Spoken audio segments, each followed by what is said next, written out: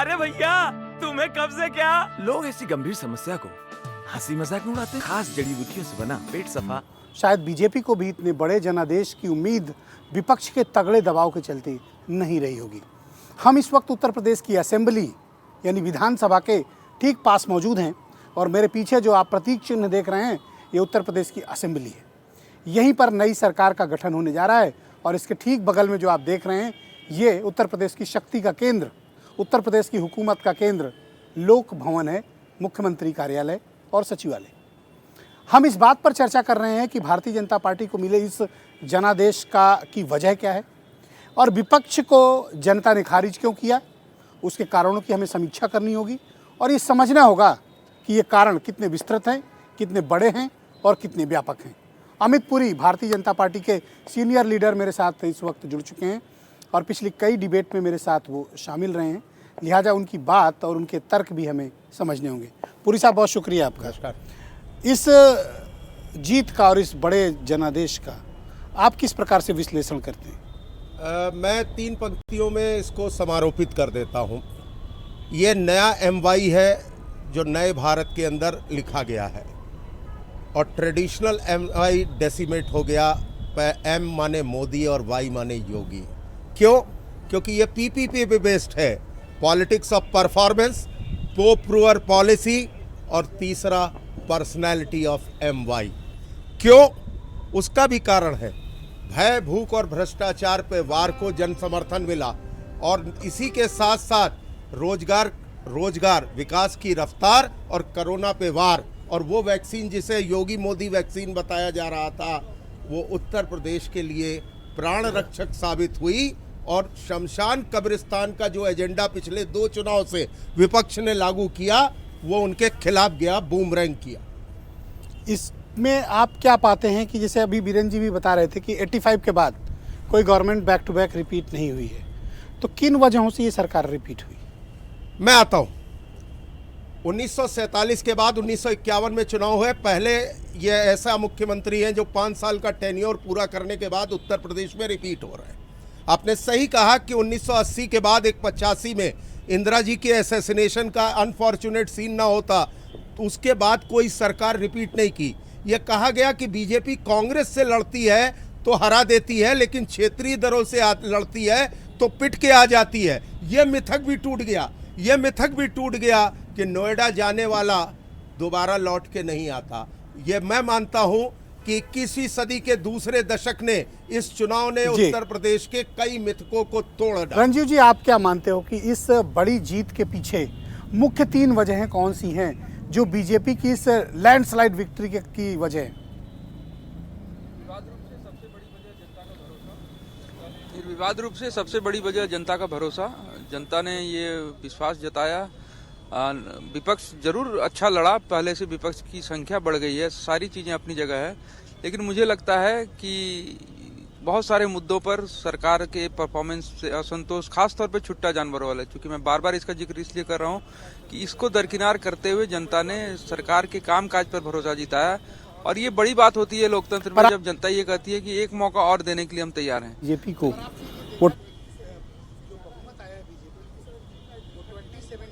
Vote share था, मुझे लगता है 42% के आसपास होगा, लगभग 42%, 41 पॉइंट समथिंग परसेंट है।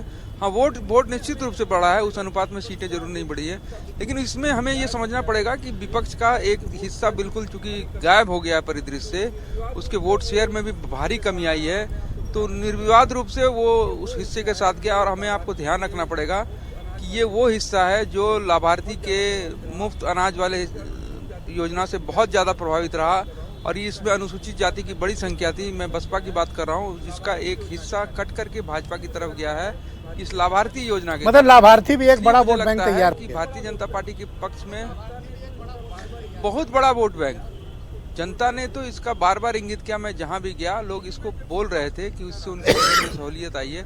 देखिए, मैं जब इस बात को कह रहा था कि जनता ने अगर भरोसा जताया, जब आप सेकंड टर्म में जीत जाते हैं तो किसी भी राजनीतिक दल के लिए, किसी भी सरकार के लिए अमिताभ भूषण जी को स्क्रीन पे लाया जाए। अमिताभ जी, तो मुझे लगता है भारतीय जनता पार्टी, आप मुझे बताइए, तैयार हुआ है उत्तर प्रदेश में जिसका जिक्र पिछले 2 घंटे से हमारी ये परिचर्चा जारी है, इसमें यह शब्द कई बार आया। क्या आप सहमत हैं कि लाभार्थियों का समूह एक स्ट्रांग वोट बैंक में उत्तर प्रदेश में तब्दील हो चुका है? निश्चित तौर पर बिल्कुल मैं इससे सहमत हूं, और चूंकि ये चर्चा उत्तर प्रदेश में हो रही है तो इसलिए हम उत्तर प्रदेश का जिक्र कर रहे हैं। लेकिन अगर आप शेष 4 राज्यों में भी देखेंगे, पंजाब में चूंकि बीजेपी की कोई बहुत बड़ी भूमिका थी नहीं, तो वहां के अलावा बाकी 3 में अगर आप देख लें तो उस जीत में भी इसकी भूमिका को आप देखेंगे जो लाभुकों को लेकर है। मैं मणिपुर पीछे गया था चुनाव के लिए, वहां भी मैंने देखा कि मुफ्त राशन के कारण लाभुकों का एक बड़ा वर्ग जुटा था, और वही स्थिति उत्तर प्रदेश में भी मैंने देखा कि मुफ्त राशन एक बड़ी भूमिका, उसके साथ साथ जो योजनाएं थी जन कल्याणकारी या गरीबों के लिए जो योजना थी, उन योजनाओं में लाल फीताशाही जिस तरीके से कम हुआ, उससे भी लोगों को ये भी माना जा सकता है जो डायरेक्ट बेनिफिट ट्रांसफर है, कारण भी झुकाव रहा। डीबीटी जी निश्चित तौर पर, निश्चित फ्री राशन भी आप जोड़ चाहे सकते हैं। जिस भी तरीके से आपने, हाँ बिल्कुल जोड़ सकते हैं। राशन है, किसान सम्मान निधि है, शौचालय योजना, आवास योजना, ऐसी तमाम योजनाएं जिसमें आप सीधे सीधे राशि उनके खातों तक भेज रहे थे, सीधे सीधे उन तक राशन पहुंचा रहे थे। तो उस सब के कारण भी एक बड़ी जमात तैयार हुई जो लाभुकों की जमात है, और वो न केवल उत्तर प्रदेश में बल्कि देश पर एक भर बात में आप बताइए, देखेंगे जहां चुनाव नहीं भी 39% है, वोट शेयर वहां पे भी बीजेपी 324 सीट लेकर आती है, और अब 42% वोट शेयर पर तकरीबन 270 के आसपास है। टैली तो अभी फाइनल आनी बाकी है। वोट शेयर बढ़ा, सीट घटी। जी उसका कारण ये है कि उसको आप अगर नजदीक से देखेंगे तो कई बार क्या है कि पिछले बार जो जीत का मार्जिन रहा है अमूमन तमाम सीटों पर, और इस बार में आप देखेंगे तो वो फर्क आपको दिखेगा कि सीट तो आप जीत गए लेकिन मार्जिन वो नहीं रहा जो पिछली बार रहा है। तो कई बार उसके कारण भी होता है कि आपको वोट शेयर बढ़ता हुआ दिखता है लेकिन सीटों में वो परिवर्तित होता हुआ नहीं दिखता है। तो ये एक इसका कारण है कि वोट शेयर में आपको इजाफा बहुत शुक्रिया आपका, हमारे साथ बने रहिएगा। नहीं दिख रहा। वीरेन जी आप मुझे बताइए कि इस बार वोट शेयर तो बढ़ा बीजेपी का 39 से 42 के आसपास, बट सीट कम हुई, उसका कारण क्या बाइपोलर है?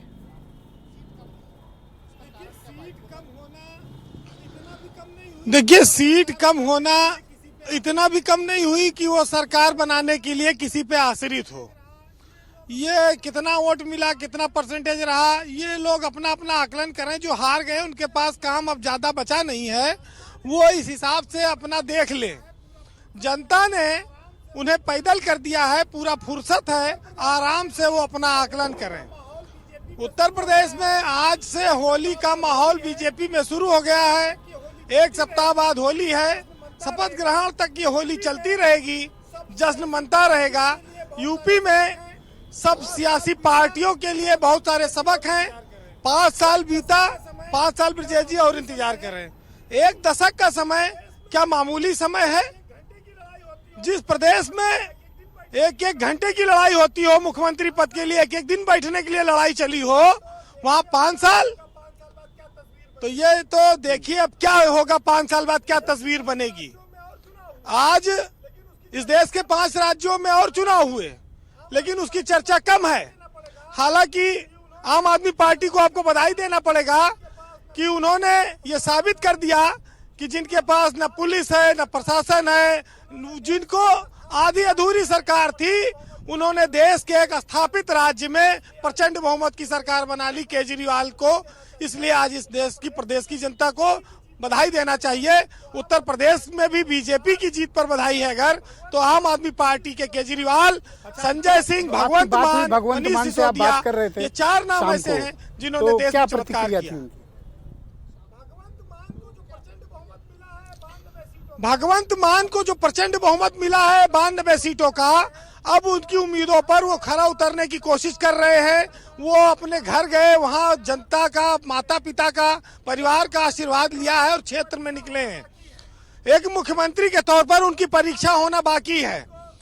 इस लोकसभा में उनको बहुत सारे तौर पर देखा गया। वो जीत कर आए जब मोदी की आंधी थी तब भी। तो पंजाब में जो चमत्कार आम आदमी पार्टी ने किया है, वैभव माहेश्वरी बैठे हैं, ये स्वाभाविक है कि ये अपने पार्टी को उत्तर प्रदेश में ऐसे ही आगे बढ़ाने की कोशिश करेंगे। मैदान खाली हो गया है, दौड़ाओ घोड़ा जितना दौड़ाना हो, लूट लो जितना लूटना हो, जनता को क्योंकि विपक्ष ने स्थितियां विपक्षी कमजोर हो चली हैं। बीजेपी से टक्कर लेने के अगर आज एक मैसेज गया इस देश में, तो आम आदमी पार्टी ने मैसेज दिया है कि पांचों राज्यों नहीं तो बीजेपी सुपड़ा साफ कर देती इन लोगों का। ये बात जरूर बीरेन्द्र सिंह कह रहे हैं घोड़ा दौड़ाइए। विजय जी, मैं ये जरूर जानता हूँ कि लोकतंत्र में हमने एक ही चीज जानी है, एक शासन होता है और उसका विपक्ष होता है, और दोनों की भूमिका रचनात्मक होती है। सरकार अगर कोई काम नहीं करती, विपक्ष उसको याद दिलाता है, दबाव बनाता है। यहाँ पर उसकी बहुत कमी दिखाई पड़ी। हमारे पास एक भी प्रतिनिधि किसी भी हाउस के अंदर नहीं है, लेकिन हम सड़क पर खड़े हैं। इसलिए खड़े हैं कि अगर हमने एक राजनीतिक पार्टी बनाई है तो मलाईदार पदों को और ये सब लेकर ऐश करने के लिए नहीं बनाई है। हमारा एक दायित्व है। तो अब हमने आगे बिजली के पानी के लिए आगे के 5 साल आपका एजेंडा है। कहना चाहूंगा, हाँ, देखिए ब्रजेश जी, मैं एक चीज कहना चाहूंगा कि ईमानदारी से, सत्यनिष्ठा से जो लोग मेहनत से सत्य की राह पर चलते हैं, उनको एक दिन विजय जरूर मिलती है। इस देश में आज भी नैतिकता का बड़ी कीमत है, ईमानदारी की बड़ी कीमत है। जनता में या ब्यूरोक्रेसी में बेईमानी चाहे जितना फैल गई हो, लेकिन लोग अपना नेता, रोहित, अपना अब आप आदर्श, मुझे बताओ अगला 5 साल ईमानदार आपका मूव क्या रहेगा, क्या करने वाले हो आप लोग? नहीं, हम जनता के क्योंकि बीच अब में तो देखो, अब तो खाली बिठा दिया पब्लिक ने। नहीं 8 MLA हैं आपके पास।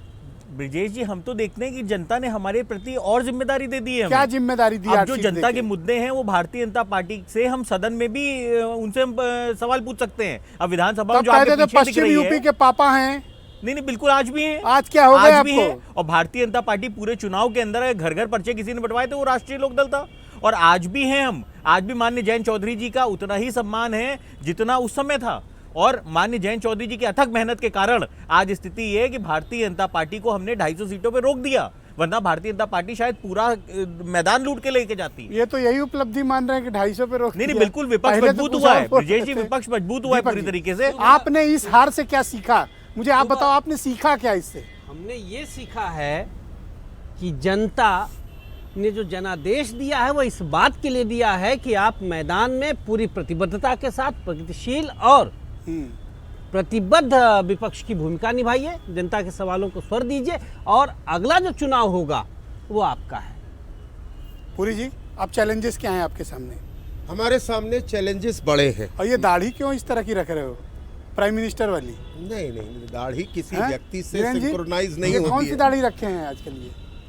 अरे भाई, दाढ़ी में कोई तिनका नहीं। हैं? एक मिनट, मोदी कट। दाढ़ी में कोई तिनका मोदी नहीं कट होना चल रहा चाहिए, है बाकी सब आजकल। ठीक है। अब मोदी मुद्दे कट। पे आ आप जाओ। challenges बताइए। हाँ, चैलेंजेस पे मैं मानता हूं, अगर मैंने पहले दौर में ये कहा कि 1947 के बाद कोई मुख्यमंत्री 5 साल नहीं रहा और दोबारा रिपीट नहीं हुआ और तमाम सारी चीज़ें जो 85 से चली है, तो निश्चित रूप से हमारे कंसर्न सरोकार भी बढ़े हैं, चुनौतियां भी बढ़ी हैं।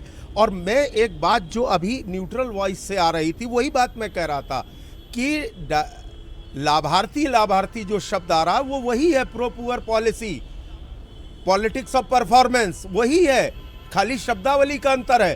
तो अब हमारे लिए चुनौती ये है कि हम उसको और आगे ले जाएं और उत्तर प्रदेश को विकास के एक ऐसे पथ पे ले जाएं जहां उत्तर प्रदेश बाकी के राज्यों से आगे खड़ा दिखाई दे।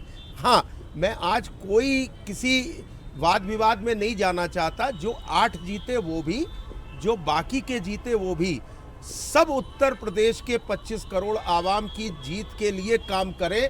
ये मैं आज बड़ी विनम्रता के साथ बहुत बहुत कहना धन्यवाद, चाहता हूं। बहुत शुक्रिया। और मैं आप सबका बहुत आभार प्रकट करता हूं जो आप सब अपना कीमती वक्त निकाल कर इस परिचर्चा में शामिल हुए। बीरेन जी, रंजीव जी, अमिताभ जी, आपका भी बहुत शुक्रिया। हाँ, वो आपके कुछ शेयर रह गए। हाँ, बिना उसके तो डिबेट पूरी ही नहीं होगी। Yes, go ahead. ये मैं भूल गया था बीरेन जी। हाँ, जिसका सबको इंतजार रहता है, जिसका सबको समापन पर इस चुनाव में एक नारा चला, जो राम को लाए हैं हम उनको लाएंगे। बीजेपी के इस नारे को जनता ने शायद बहुत पसंद किया।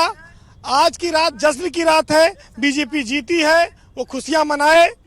एक साहित्यकार ने लिखा है, ऐसी जीतें जब होती हैं ऐतिहासिक जीतों पर, कि ऐ बादल तू मनमानी कर, ऐ सूरज तू नादानी कर, और देख जीत कर आए हैं भगवाधारी, ऐ चंदा तू उनकी अगवानी कर। आपके पास भी कुछ है? एक छोटी अच्छा, सी- मुझे तो लगता है आज मुशायरा ही बुला लेता तो ज्यादा नहीं ठीक है। था। मैं एक ही चीज कहना आज चाहता मुशायरा ही हूं। हो जाता। जो मैंने आखिरी लाइन सत्ता कही में थी वो मुशायरे आपकी वाले ही पंक्ति आए से हैं। जोड़ देता हूं। सत्ता में मुशायरे वाले ही आए हैं। नहीं, एक Don't मिनट, comment मैं like थोड़ा this. सा गंभीर Don't comment like this. मैं एक ही चीज हाँ? कहना चाहता कैसे हूँ, हाथ टिप्पणी जोड़ करते के हो? बड़ी विनम्रता सच्चाई के है, अब क्या साथ, कहें। जनादेश की नाफरमानी न कर, बहुत शुक्रिया, अगर धन्यवाद। जनादेश की नाफरमानी और बहनों करोगे भाइयों, आप तो सबका भी परिणाम बहुत भुगतने बहुत पड़ेंगे। धन्यवाद। मेरे पीछे उत्तर प्रदेश की ये विधानसभा और बाएं हाथ पर मेरे सामने उत्तर प्रदेश का शक्ति केंद्र, यूपी का लोक भवन, चीफ मिनिस्टर ऑफिस।